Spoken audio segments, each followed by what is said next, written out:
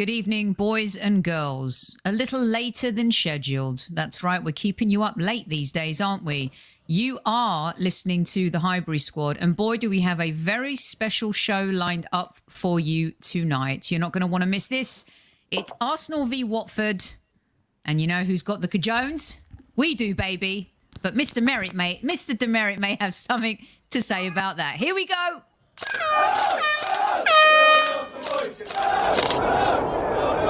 Mind the gap between the train and the platform. Please stand clear of the discussion doors. The next stop is Highbury Squad.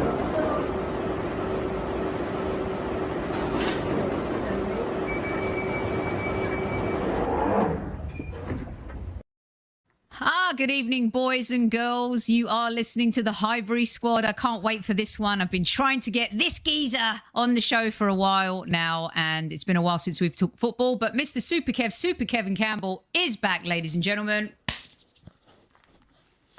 Oh, yeah. So, squaddies, everybody, all the best and at ease. Welcome.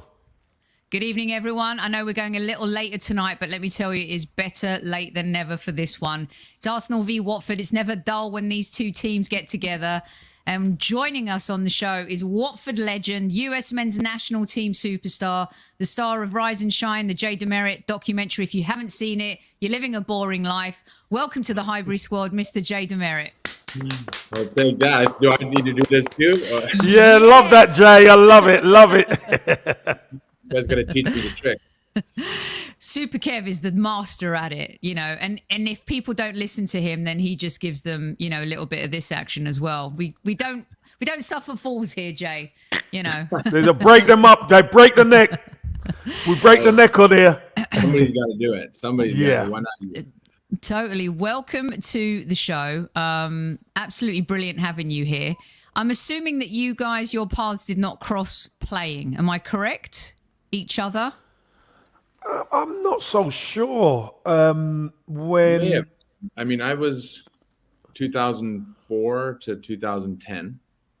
2004, I think I was at West Brom then. West Brom. I went to West Brom. You were definitely playing. I don't when I was around. I don't know if I played against. Yeah, I don't think we played against each other.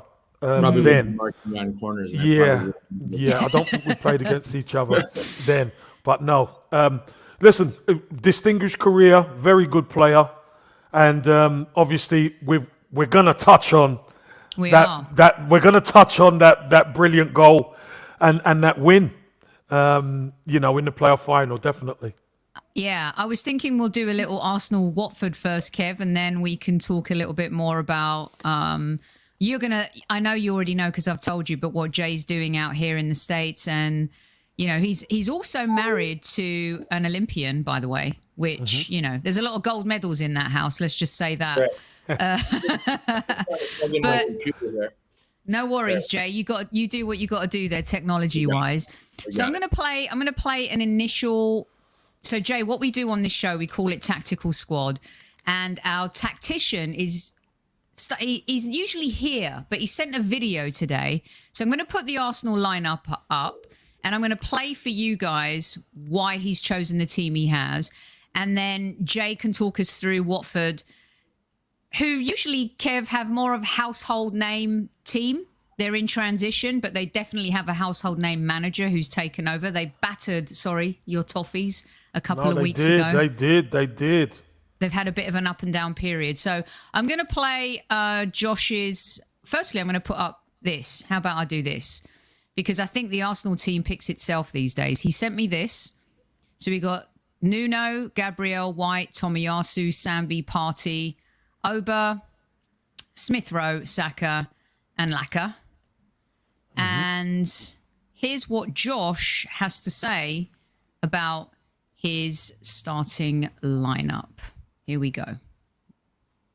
If I can just find the video. Oh, technology. Don't you love it? Absolute bollocks. Well, right. It's like Josh's tactics. He's got the team wrong. He's got the team wrong.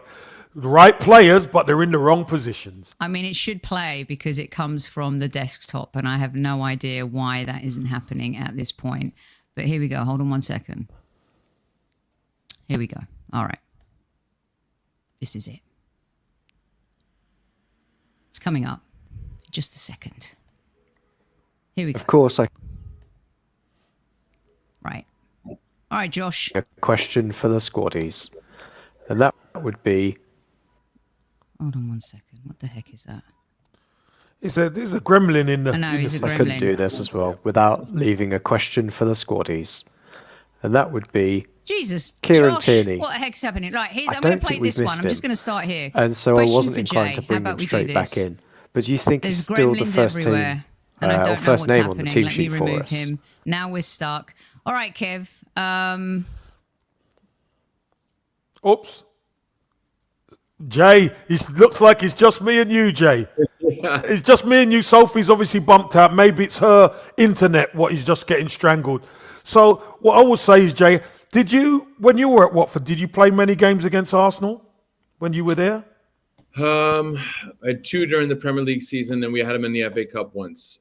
We got beat both times. I did get to play at the Emirates, which was a great experience. And then,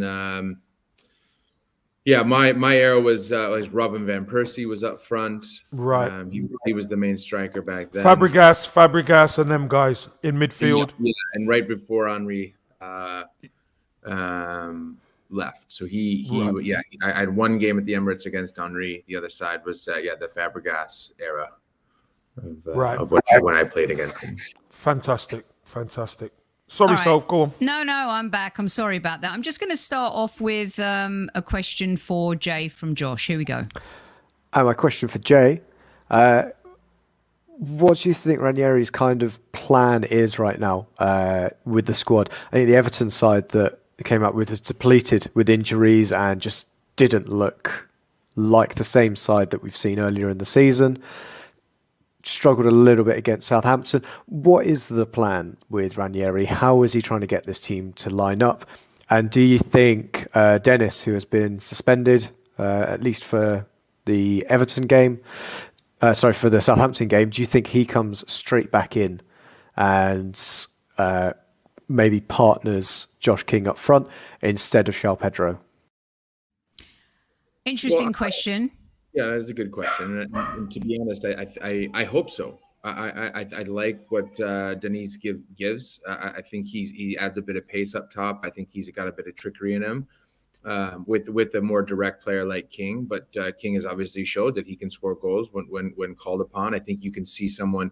You know what I love about forwards, especially in the Premier League, once you get that little bit of confidence, you can see there's a little bit more confidence in his voice, even when he does interviews, and these are the types of things I look for from a player's perspective, because it's all about confidence, especially in the Premier League. And it's definitely about scoring goals. Because everyone knows, I don't care how good your defense is, but if you can't have a 20 goal scorer in the Premier League, you're not going to stay in the league. And, so Watford needs to find that, for one. That's the first thing Ranieri needs to find is someone that's going to put the ball in the net, because you can't stay in the league if you don't. And so I think having those two as a partnership would be my ideal pair right now. They do need to shore up the defense a little bit more. I think they've lost 2 of their main center backs, Cabezeli and the Chilean Peralta, this year. So I think getting that defense back to at least solidified, I think, should be the other side of that game. And then you got your kind of your leadership group. You lose a guy like Troy Deeney, and he was the fearless leader for a long time in that locker room. And so you're going to have to try to refine those replacements. So I think that leadership group includes Tom Cleverley, who's been all around the Premier League. I think he brings a calm head and a lot of energy down to that center mid. Match him with a Sissoko, who again is a leader in a different way. He's been at the high level for a long time. He's played in Champions Leagues. These are the types of players you need in the midfield. And so I think those that down the spine is what's most important.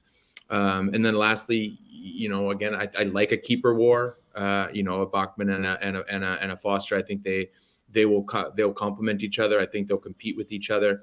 And I think a good goalkeeper competition can be healthy. So Ben's in there right now. And I think, again, he adds a little bit of leadership and certainly commonality to that Watford group. And I think, when you have the tinker man, he's got a lot of parts, and they've made a lot of changes, as they always do, not only in managerial senses of the word, but also with the players personnel that they've brought in this year. And they do make a lot of changes.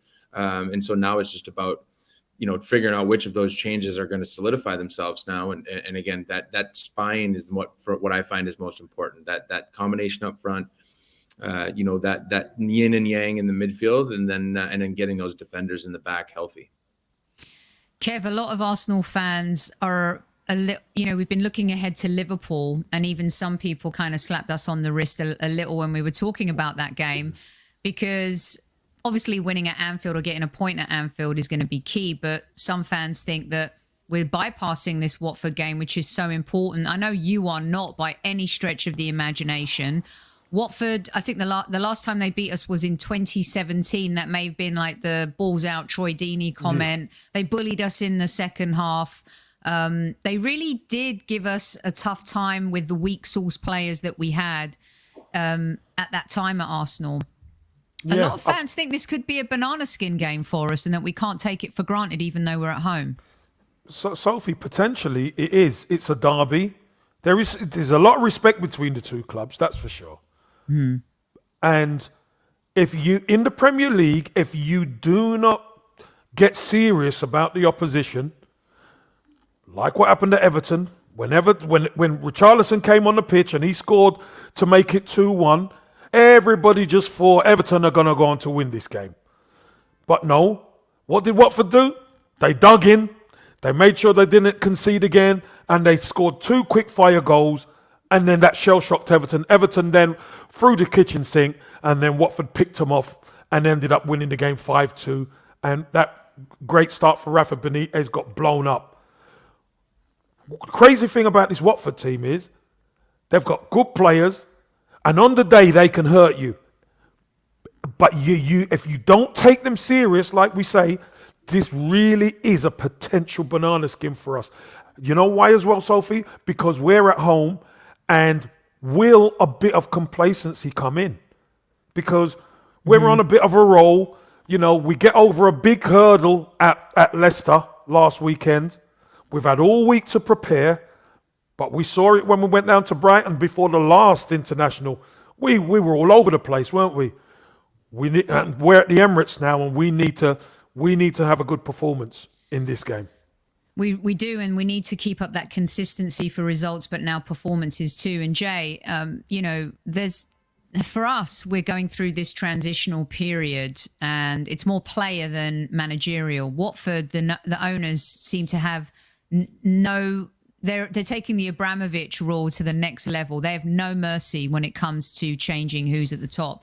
As someone who shone for the club for so many years, captained the club as well, do you think, and you're so in touch with Hornets fans, do you think the fans are bugged by this, or do you think as long as you stay in the Premier League and you've ended up with a Ranieri, he could be the man that could take you back to maybe being more consistent and challenging teams like the Arsenal again?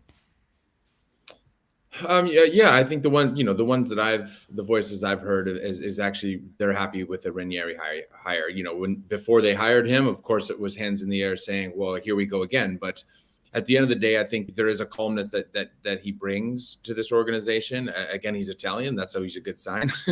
So he might maybe stay a little bit longer, but because of the ownership group. But again, at the end of the day, it is about staying up. It is about, they have invested a lot in the club. I was there through the many years where we didn't have investing owners. We didn't have owners that put a lot of money into the facilities and into the stadium, and that's what this ownership group has done. So I think you'd still have to give credit where credit is due. They've brought the club, quite a way up now to be in the talking points of staying in the Premier League, to the points of having like a SAR that you can settle on or turn into a star player for you. Like these are moves that have happened over the years, and to Kev's point earlier, there are good players in that training ground. There are proven pros in that dressing room. So now it's just about getting the most out of them and making sure that all these moving parts that have happened over the last years are actually working for them, and not just a revolving door of information that just keeps getting dropped on its face. And I think that's the key. And I do think that it takes a guy, of the experience of a Ranieri to do that. Maybe the ones that got them there in the first place in the ownership's eyes didn't feel that they had enough longevity to keep the club where it needs to be for a long period of time. And I think with Ranieri, there could be a potential in that. Yeah. Kev, he's an interesting manager, isn't he? And one that you can't take for granted. I know Lone Star's saying Watford have had 17 managers in 10 years, which is kind of crazy. And they've been a bit of a yo-yo club, but they've managed to sustain, their Premier League status recently. What do you think? I think Ranieri makes up, and you guys can correct me if I'm wrong. Right now, when 2-3 seasons ago, you could name quite a few Watford players in the side. Now they're a new, fresh team. I think he makes up for maybe what they lack personality-wise. And I think him infusing his personality on this team a little bit like Arteta's had to infuse his personality on the new players. I think that's what's going to help Watford, and what helped Watford get through to beat an Everton 5-2. Is that a stretch that a manager can have that much of an impact as the players start to kind of come together in a fresh way since the summer? Well, yes, you could say yes and no. Look, the manager is the one who sets all the plans. He sets the focus of the team, etc. But it's the team that have to go out there. Me, my normal saying, it's the players that do the job, the players that cross the white line. They have to do the work. Obviously, players make managers. That's for sure. If the players can't do the job, the manager doesn't go anywhere. Ranieri is highly thought of. From what he done with Leicester, let's be truthful, what he done with Leicester was incredible. Mm-hmm. And everywhere he's gone, bar maybe a Fulham, he's done the job. He's done a really good job. So he's a man who wins over the men to go out on that pitch and perform. The difference with this Watford squad right now is there's a few injuries. They maybe lack a little bit of know-how. But they've only been together, 4 weeks, 5 weeks? They haven't been together a long time. So we've seen Watford a bit like how Arsenal have been before a period where they've had good results, they've had bad results. But one thing I will say, Sophie, they're probably more dangerous away from home because teams attack them and they could use their speed at the top end of the pitch. I was going to say, Jay, a lot of the times some teams really perform better away from home. Beating Everton so convincingly at Goodison Park was insane. You've been part of the club and a DNA and a culture that was cultivated for a period of years that had so much tenacity and fight from the Championship to Premier League status. Do you feel like this is a new era for Watford? Is this why some teams like an Arsenal, like Everton, were schooled the other week? Why we should be careful? Because there's this new DNA and culture that's building a little bit like our club too under Arteta. We're not the Arsenal we used to be, but we're trying to build this new DNA culture for the club. Yeah, I think so. I'd like to think so. There has been a lot of work going on behind the scenes. What I love most about Watford as a club, it is a community-led club. They're a community-first organization. You can see it through their terraces. You can see it how they treat their players. You can see it based on a lot of their community initiatives that I'm so thankful to be a part of. And I think that drives it always anyway. And just to see the community thriving, just to see the stands full every week, chants everywhere, new designs, new ways that they're going to enrich their community. That for me is the number one sign. Number two is now how do you build that from the infrastructure, from the player standpoint? First, you need, again, a manager to hopefully stick. And then you need players that like a Deeney, like a Foster, that are going to be the next versions of them. And so I think that's what they're in search for now, is trying to find, is Sara now a 6-year pro? If they stay in the league, they give him a Premier League contract, and now he becomes a staple point at that club. There's lots of potentials. But again, this season will be, I think, one of them, one that we really need to start looking for that and finding that. And I think, those key pieces will be the point of whether they stay in the Premier League or not. Who are those ones that are going to step into those leadership roles, because the Deenies and the like are gone. So I do think that there is a new wave of player. There's some good young players in that dressing room too. So, looking for those ones to step up. and really kind of solidify these new Watford legend type spots. And because again, the club will get behind them because it's a community first place. Yeah. No, and one of my best friends is a Watford fan, and he lives right near the stadium, Kev and Jay. He's been a Watford fan his entire life. And really, if there's a club, a little bit like Norwich, those kind of clubs where every fan is welcome, family first, all that type of stuff. It's been such a unique club even since the Graham Taylor, Elton John days. I think that's what put Watford on the map, and a lot of people do have a soft spot for them. I'm going to play another question for you guys from Josh, and then I'd like Jay to jump in after you answer this question on Ødegaard, Kev, because I'd love to know who Jay fears the most out of this Arsenal team. Here we go. My first question for the squaddies and for Super Kev would be Martin Ødegaard. He is a player that I think looks like he kind of needs minutes to kind of get back into form. Do you think this is the kind of game that you would start him? I think for me, I was picking Lacazette over him because of what we saw against Leicester, what we saw against Villa as well, that he kind of brings and knits that team together. And Aubameyang out on the wing, while he's not necessarily as potent, he's been a player that hasn't necessarily been potent for us at all. Would you rather play the guys in form, or do you think against Watford there's an opportunity for us here? Would you be playing Martin Ødegaard? This is a conundrum. I don't know if it is a conundrum for Arteta as much as it is for fans. And then for opposing teams, which is why I'm curious as to which player Jay thinks is the most dangerous, Kev. Ødegaard right now has to be on the bench from a pro point of view for both of you too. You've got to keep playing the team that wins. And if you build a formula with that team, stick with it until you have an injury. What's your response to Josh, Kev? Yeah, good question. Ødegaard, we know Ødegaard's a good player.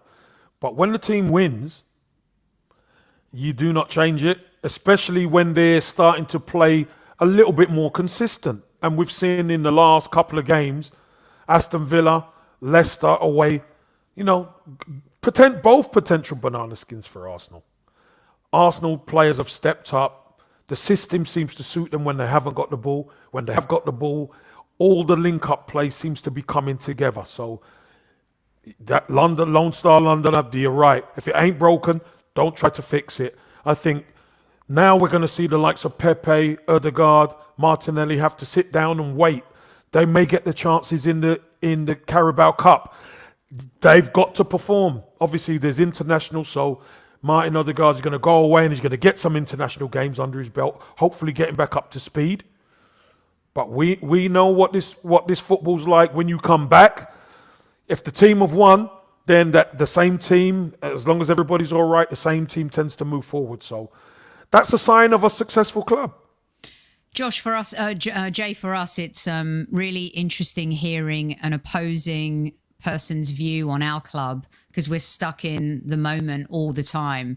As an ex-player and also someone who's played against the Fabregases and the Van Persies of the world as well, what's your take on this Arsenal team and who do you think is our most dangerous player that you may face, your ex-team may face this weekend?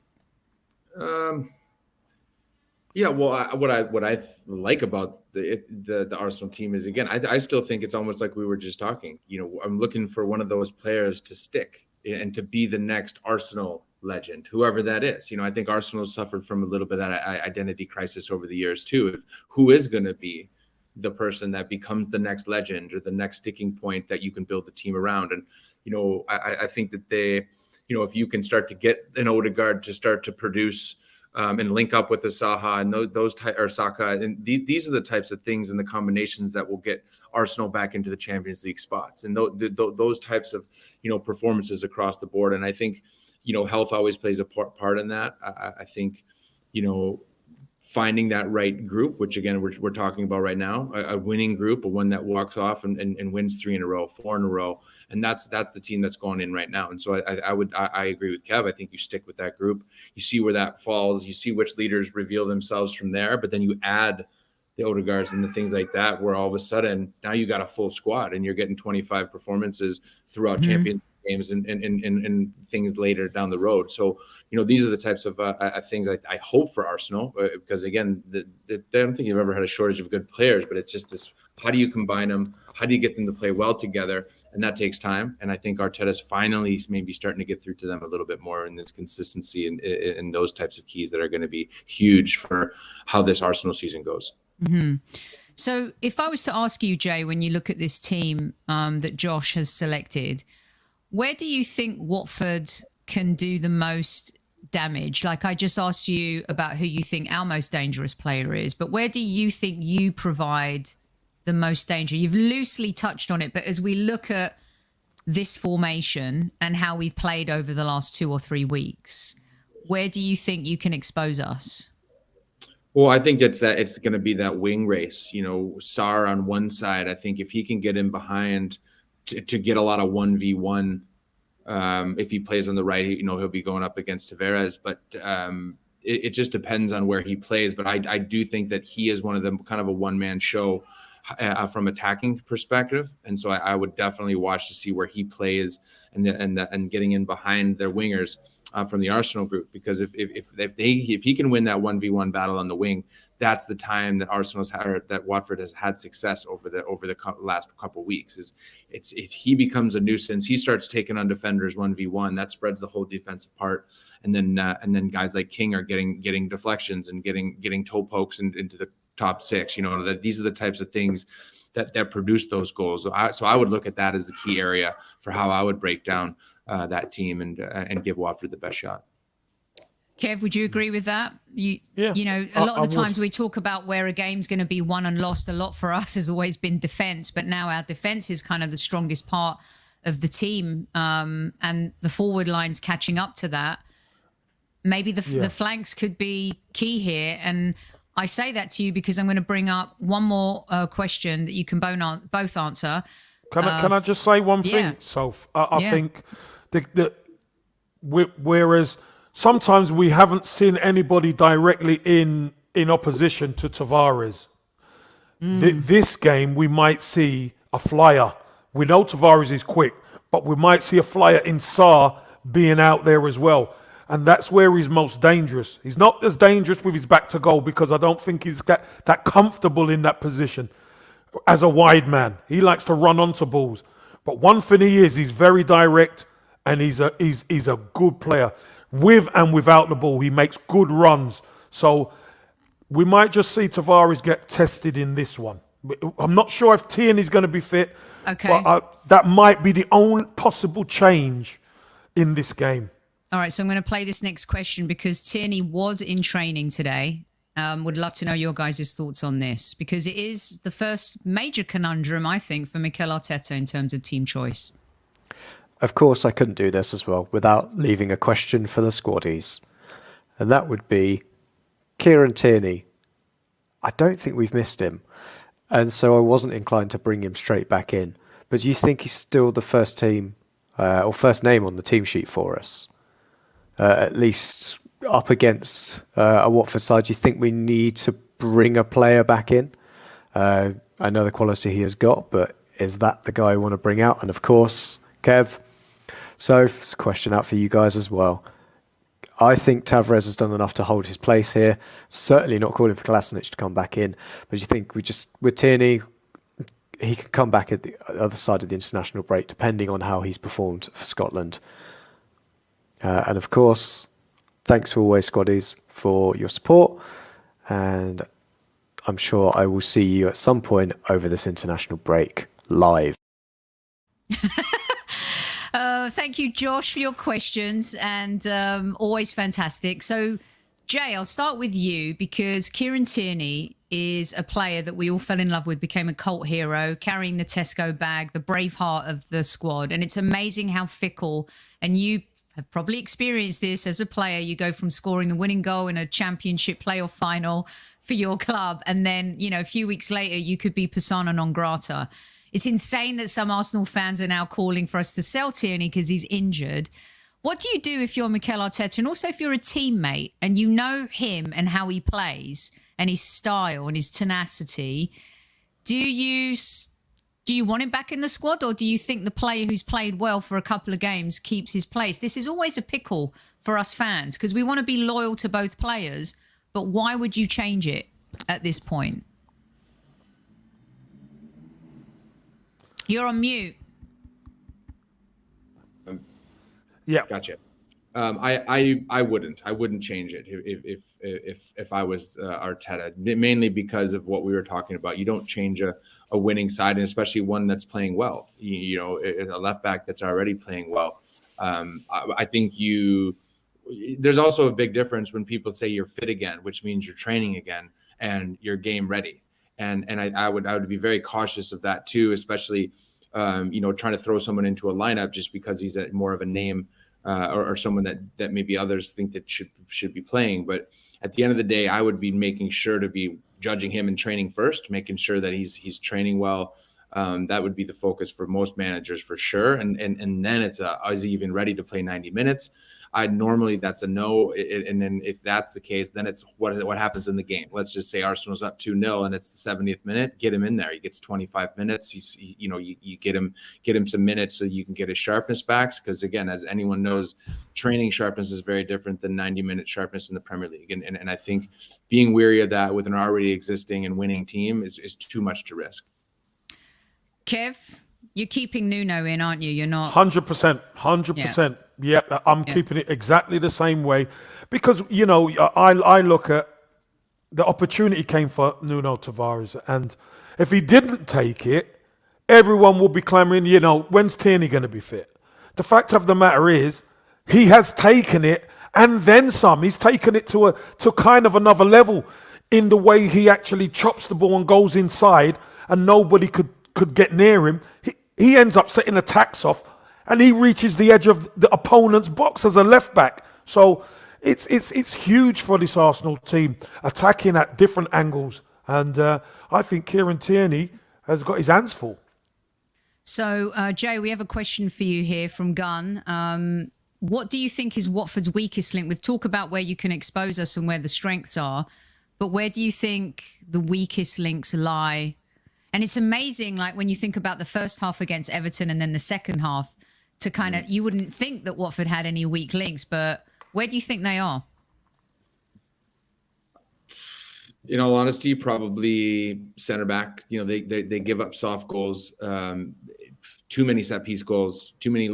In my opinion, it's that marking in the box. That's what I really have seen is the downfall so far. It's that little bit. It's the little deflection. It's the little off the back post that the Watford defenders are being let down from. It's not the run of play. It's not keeping the ball. It's not giving the ball away. It's those little things. And I think that's been the biggest Achilles heel for them this year. Just giving up soft goals just through a moment of bad marking.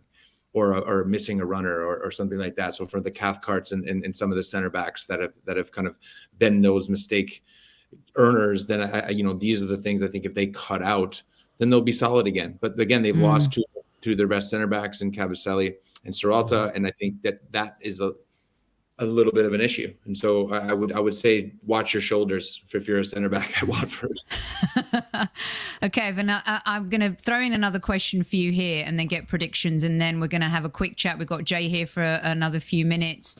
You're listening to the Highbury Squad. It's our pre-game Arsenal v Watford. We've got Jay DeMERIT here, Watford legend, Super Kevin Campbell, Arsenal legend, Everton legend, both super captains, which is why this next question from Mike is very relevant for both of you. He's got a question for Jay and for Kev, of course, as someone who in his career was a captain for Watford. Who does he think can step up in a leadership capacity when it comes to the Arsenal? I love our listeners love to know what the other side think. We've questioned leaders, including our own captain last season, Jay.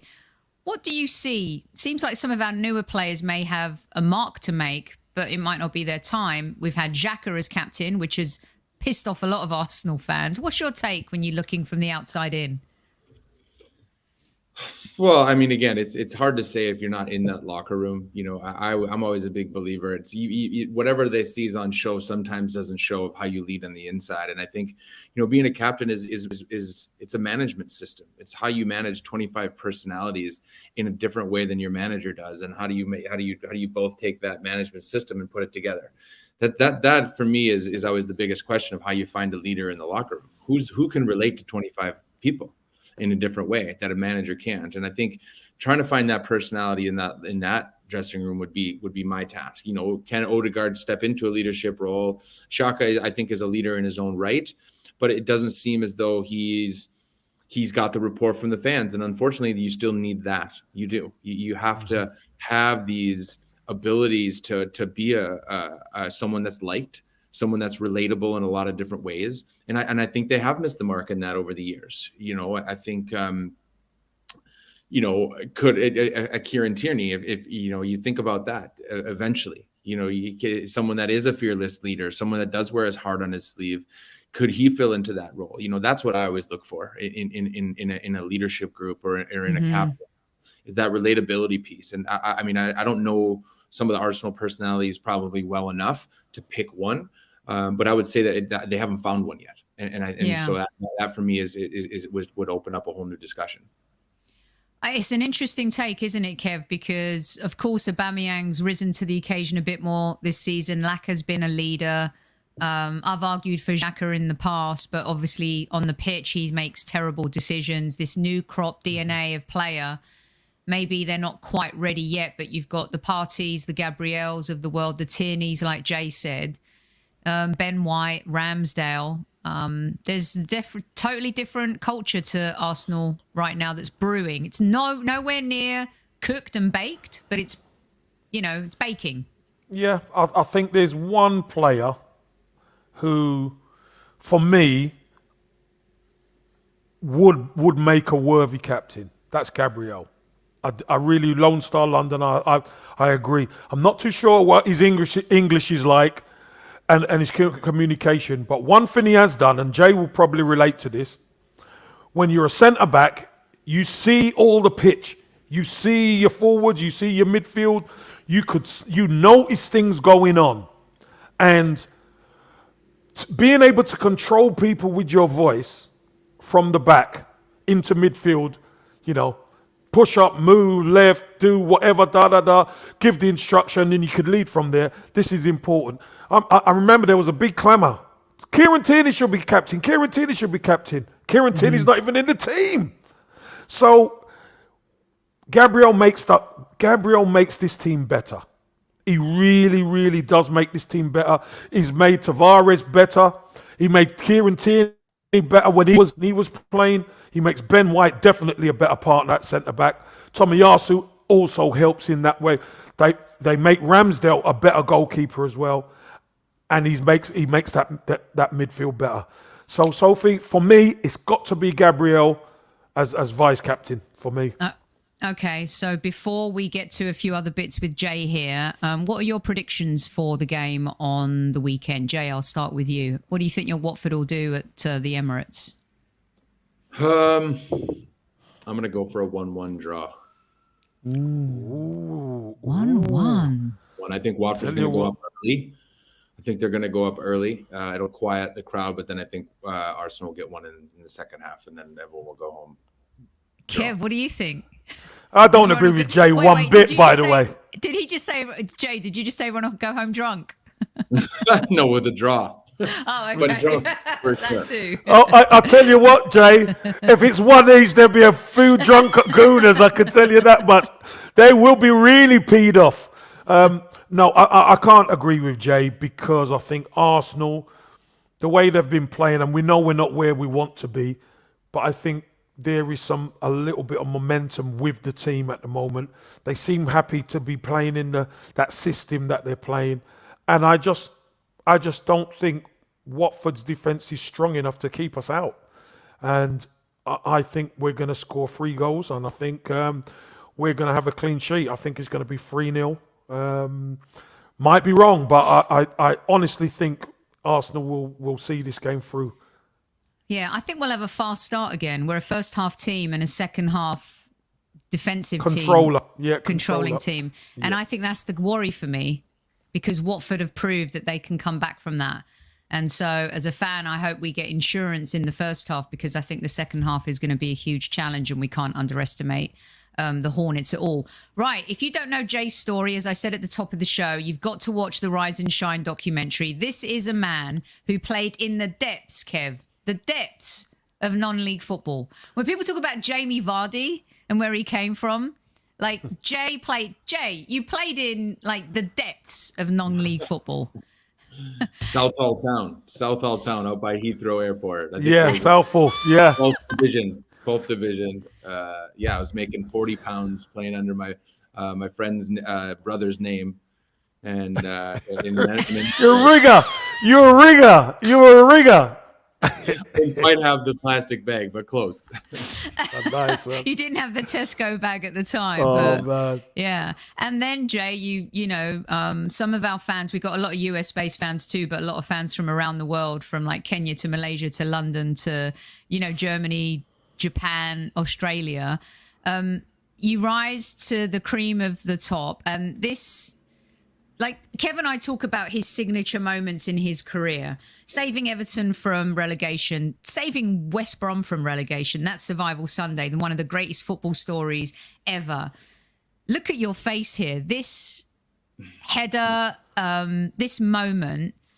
I mean, I know you've marked Ryan Giggs and you've bossed Didier Drogba, you know, and you even gave the Judas... well, not Cesc Fabregas, but Robin van Persie. You've marked Wayne Rooney, but was that Wembley? Was that moment just like one of the greatest highs you've ever had in your career? Yeah, I think it has to be, because that was just the cross section of kind of what you do it for to like where you want to go with it. If you know what I mean, like for me, it's like getting to that game was the ultimate, like because you go through all of the non-league, the hardships, the believing it when no one else does to get into that game. Now all of a sudden you score the goal and you get man of the match in that game, and now all of a sudden you're a Premier League player. And so that kind of cross section of how you get there to where you're going, I think for me that game really personified all of it. But yet my parents and the 25 like non-league friends and family and coaches that way part of that journey were in the stands that day. So then you get to, you know, enjoy that moment with them too. And so, you know, that's right up there. Besides, you know, playing in a World Cup, you know, I think that was definitely the best. Yeah, I was going to get to that, because you were part of that World Cup team, which was kind of special, wasn't it, Jay? Yeah, that was, you know, those 2009, 2010 years, we made the final of the Confederations Cup. We lost to Brazil 3-2 in the final. We snapped Spain's 35-game win streak. That was in 2009, just before the World Cup. But then we famously beat Algeria in that last kick of the game to win our group, which England, of course, was in the 2010 World Cup in South Africa. So that kind of 2009, 2010 group with like Tim Howard and Carlos Bocanegra and those types of players was a really, you know, quality team. In all honesty, we made major cup finals. We won our group for the first time as an American program. So. Those types of performances, I think for me, were always such a joy to be a part of. You know, I was a worker bee on that team. I just did my job. I wasn't flash or anything like that. But you know, we had good players: Clint Dempsey, Landon Donovan. These are the types of names most American or most any fan will remember now.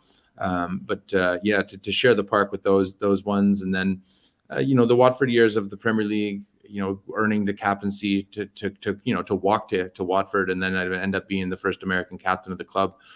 You know, for me, it was probably one of the most proudest moments I've had now. It's just being able to represent an English club as an American. I think for me was the ultimate privilege and something I took very seriously. But again, coming from the community built of Green Bay, Wisconsin, you know, to move to a community built club like Watford, I think was always a really good fit for me.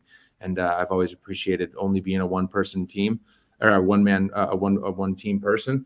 You know, Watford was the only team I played for in England in the 7 seasons I was there. So, you know, again, it's something I still work for the club. I still have a great relationship with the club. And for me, that's what it's all about. You know, England taught me the game. I moved there as a 23-year-old green-eared American. I didn't know anything. about the game. I was just a good athlete that wanted to compete and believed in himself. And eventually, England taught me about the game. It was in those terraces that I learned more about, what the culture of the game is about. And, I always hold my 9 years in the UK as really an education for me about what the game is supposed to be like, how it's supposed to be played, and the culture built around it. And, again, I look to it now, and now I help grow the game here in North America for those exact same ideas. Yeah. Jay, I want to ask Jay a question, because obviously the rise where you came from to where you got to, Jay. I mean, you came from non-league and you've got to playing World Cups, playing against the best players in the world. But I just want you to explain to the squaddies the mentality that you need every time you cross that white line. I mention it quite a bit when I come on here. I say, it's the players that cross that white line. You made a remark that, you just done your job. But in a team, that is what you need. You need more players to do their jobs and do them well, because you done your job well. And it just explained to them the mentality of doing that, Jay, because many people just think it's a name on a team sheet. No, the names don't win. It's the players that win. Mm-hmm. And in that idea of always getting better, that idea is once you sign a contract, it doesn't stop there. I think is the key to how you grow a career, how you sustain a career. Otherwise you are just a name on a shirt. In all honesty, and I think the last piece of that is how do you create a legacy, and how you do that is by wearing the heart on your sleeve and by caring about the club more than you care about yourself. And that is what culture at the highest level in football is the club is always bigger than the player. It just is. And when you live to that, you always work for the badge. I didn't need that badge got me out of bed in the morning. I didn't need to. The badge does, because I'm working for something that's bigger than myself. And I think that's that mentality that gets you over the line every time. That it's bigger than you. It's something that I'm a servant for. And the same as once you start wearing the armband, that's a whole different, totally, relationship, yes. And a whole different role of how you represent your community and your club. And I think for me, just learning about it and then getting to live it, and then now getting to teach it is truly what I love about, the growth of it. If I just would have got a contract and stayed comfortable and hoped I played and didn't try to get to the next level, or just I was always happy to be there, I would have never got the education that I did in the game and through my experience. It just wouldn't even been close. But that whole idea of how do you get up and do it every day is that whole essence of why am I doing it? I'm doing it because A, I want to, but B, because there's something bigger than myself here that's attainable. Yeah. We, and I say that we, including me, not argue with Kev. We debate a lot about, the manager versus the player, and hearing players talk the way you do. This is why I love the show, in the sense that when we get players on together to talk to Kev, is that sometimes maybe, and Jay, maybe you've experienced this too, we fans, after a game, we don't take into consideration what you've done in the week. All we take into consideration is what we've seen for 90 minutes plus added time, right? And we're emotional, and we're going to overreact or react. You call it what you want. How do you see it, like with fans and stuff, and the way we do react and the instant gratification? The pressure, even with the US men's national team. I've been covering the team here for years, as you know, Jay. That, Klinsmann was under pressure. You guys were under pressure. Everyone expects the US. There's this, when you have Jordan and you have the NBA and you have all these athletes and you have these superstars, everyone expects and has expectations.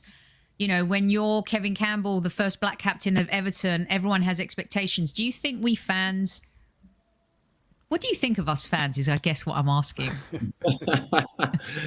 Well, no, I say this all the time. The fans are the lifeblood of the sport. It's your right to say what you want. It's our right to educate you in the best way possible so that you can actually form a correct opinion. That's where I believe is the true answer to this always going to be existing problem of who's right on either side of that ball. And for me, I think a lot of it is, I wish we told more stories inside the locker room of what goes on in the week. I don't understand why people are so protected, or why a captain can't say something that's real. And it like, we have to protect ourselves and what we say in the media now, and we can't say anything, and we can't have a beer with a fan without having somebody take a picture and then post it when that person loses and say Jay's out boozing every weekend with the Arsenal fans. You know what I mean? Like, we're not setting ourselves up for that community, bigger culture piece that I believe football is built from. We're not giving the captain as much voice these days. We're not allowing that captain to go in the community to do whatever it is that they do to connect that community. So therefore, the community sits over here thinking and making assumptions that some dude making $4 million a year is the be all end all of that person's week, because that person paid $60 a game or £60 a game for a ticket. And again, both are right, but that mix in between, I feel like, is what we're getting wrong. We're not creating engagement for that cross section of that engagement. And I believe that the real solution to that is finding better ways to do that, finding better ways to engage with the captains in the locker room, or find out what's going on in that locker room, or, how does a fan go and understand and appreciate a player? Are we telling their stories better enough? Or are we talking about their kids that might be sick at home that might make them play like shit on Saturday? No, we're not. And I think we should, because the fan would maybe appreciate and maybe get off the horse a little bit more and not stop pointing fingers instead of, you know what I mean? I do feel like we don't give fans enough opportunity to make their own assumptions in a better way. We're making them in a bad way. We're not giving them any choice. So you just leave people to their own devices. More times than not, that's not going to bode well for anybody. And I think that for me is the biggest problem. And it's part of it's media driven. Part of it is just society driven. And then the last thing is just this whole divide of we're over here, big rich club, next thing, and then the fans are around here not having a voice. It's the same thing that happens in the MLS here. Fans are being regulated, and they're not allowed to chant for 9. You know what I mean? It's like, well, you're taking all that stuff away from fans, and so now, of course, they're going to get a little bit upset when something happens or something doesn't go their way. And so I don't know. I think that it's a much larger conversation in the end, but I do think that you can't have one without the other. So you'd better just learn how to get along. Well, Jay, one of the first things I learned when I joined Arsenal as a boy was the fans, it's escapism. When they come to that stadium, they don't care what you were doing during the week, whether you had a barney with the wife in the morning of the game. The key is, once you put that shirt on, you belong to them, and you got to go out there and win. Because as you well know, winning cures everything. Mm-hmm. No matter what you do, if you win, the fans are happy. Yeah, we could argue whether we played well and all that kind of thing, but when you get that W, it makes their weekend, doesn't it? It makes them happy. I love that. Now, before we let Jay go, Kev, I know you will appreciate this. When I met Jay at the NBC event, he caught me up on some of the things he's doing. And Jay, I wanted you to share that a little bit, because Kev has a huge passion for this as well in terms of what he's doing in the UK. You're doing incredible things for young athletes who need guidance and a preparation for becoming a professional athlete, which you feel there's a massive gap between whether it's college years, professional years. Can you talk to the squaddies a little bit about that? They love this kind of stuff. Yeah, well, what I'm building now, and it's the athlete was the pilot program.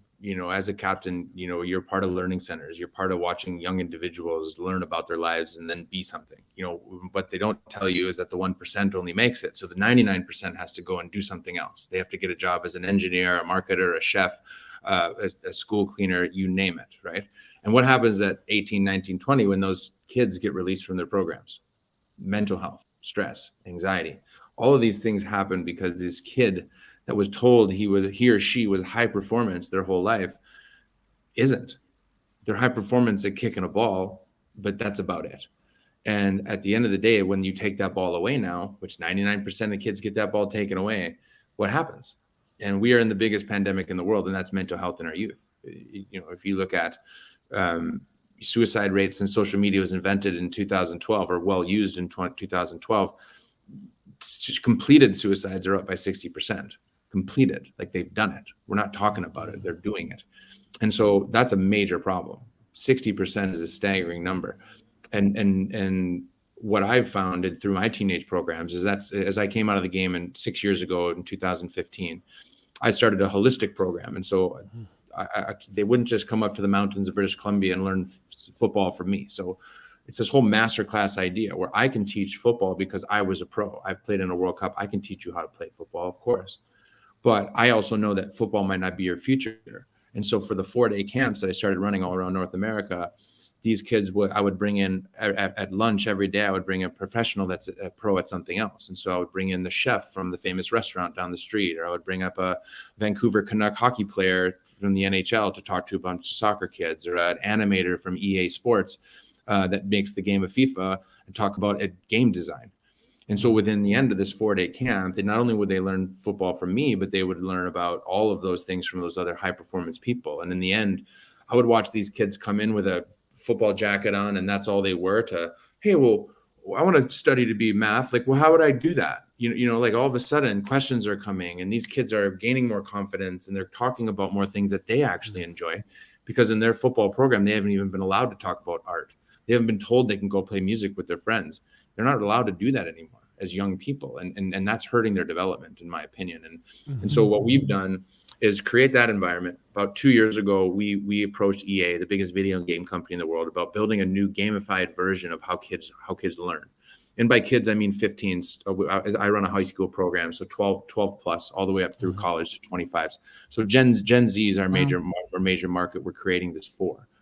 But what we're doing is we're creating gamified learning for young adults. And so not only I don't know if you guys have heard of Masterclass, but that's like Gordon Ramsay teaches cooking, or Steph Curry teaches the crossover in basketball, and Robert Redford teaches acting and directing. And so it's like the pros coach, but it's an online tutorial that you pay for, and it's only one dimension. So we're doing it for teenagers. So we're doing 3 to 5 minute videos that are free, all with the blue checkmark people, but then with TikTok and those other places where you're doing interactive challenges. So you can do a push-up contest with a trainer from the Arsenal. You could do a bend the ball around a wall contest from Shaka. You could do a how do you make a smoothie competition with the Arsenal trainer.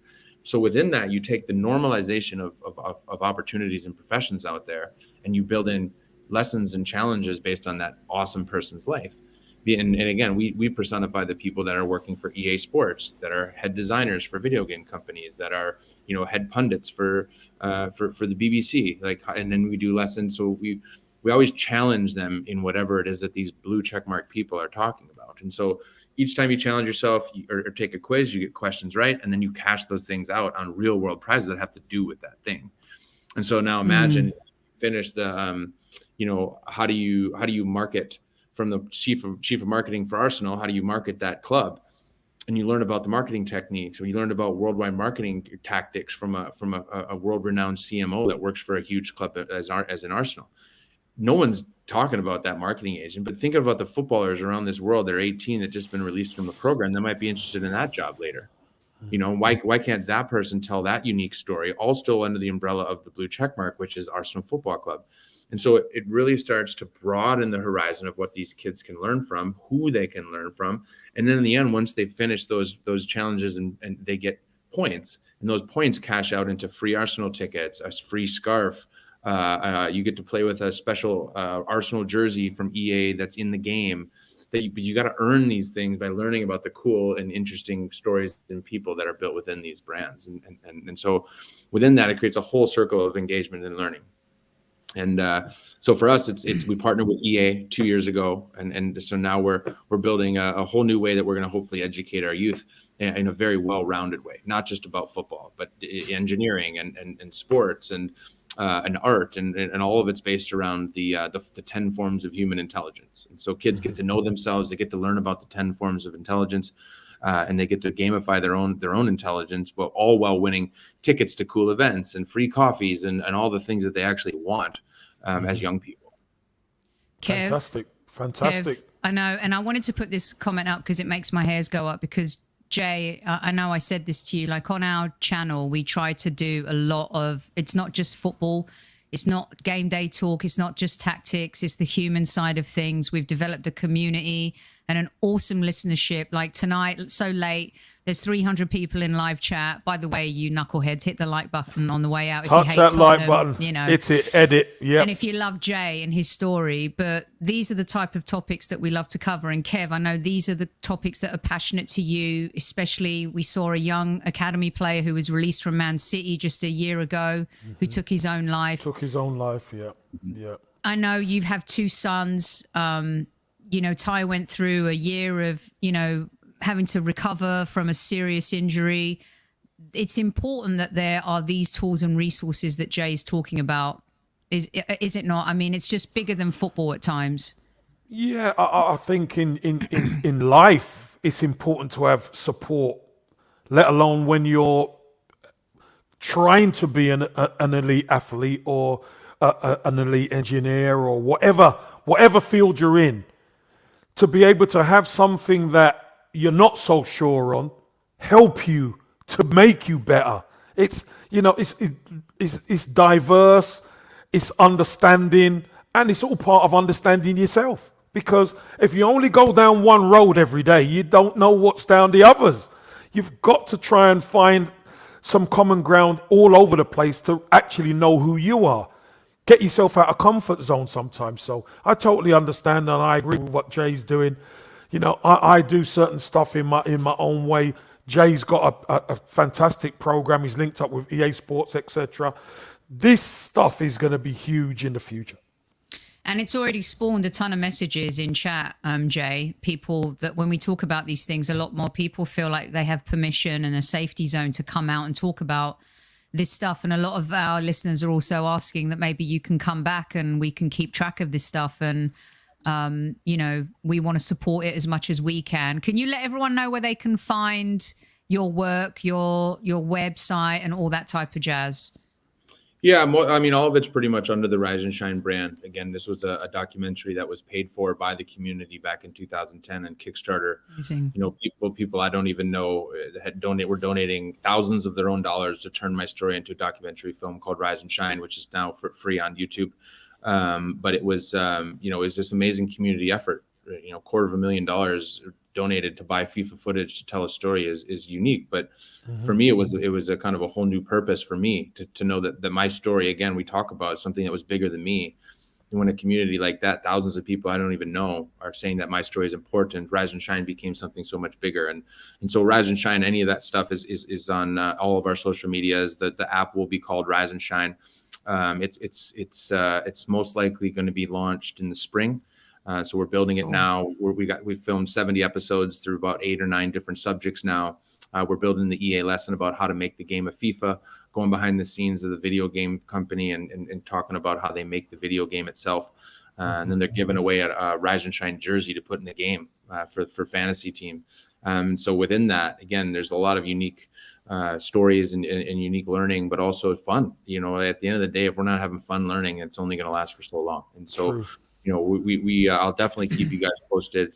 Most likely in the winter as we build it, and when we launch, I'll let you know, and you can send it out to the Gooners, and we can get some new education purposes into our thumbs instead of that nonsense other stuff that we're watching. Yeah, I love it. Fantastic, brilliant Jay. stuff. Brilliant, and you're brilliant. D6 Merit on Twitter and stuff, right? That's where right, yeah. our listeners can find you. Okay.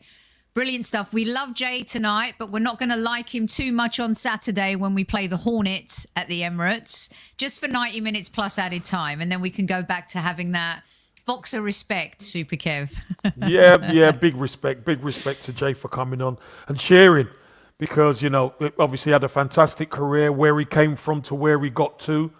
And now he's doing so much in behind for the community and young athletes and people. Totally. It's real refreshing. Totally. And it's so cool to see him. Next time we get him on, we'll ask him about who it was harder to mark: Fabregas, Torres, Drogba, Rooney, Giggs, or Robin. Just reel them off. Persie. Yeah, reel them off. Just keep reeling them off.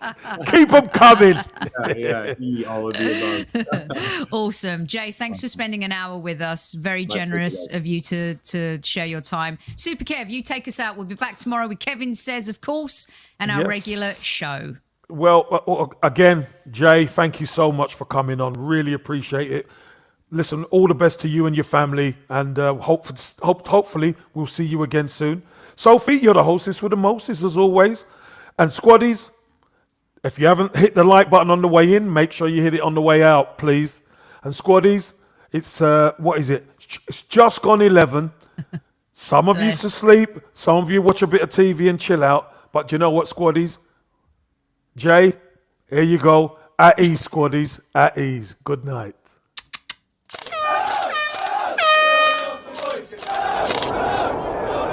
Mind the gap between the train and the platform.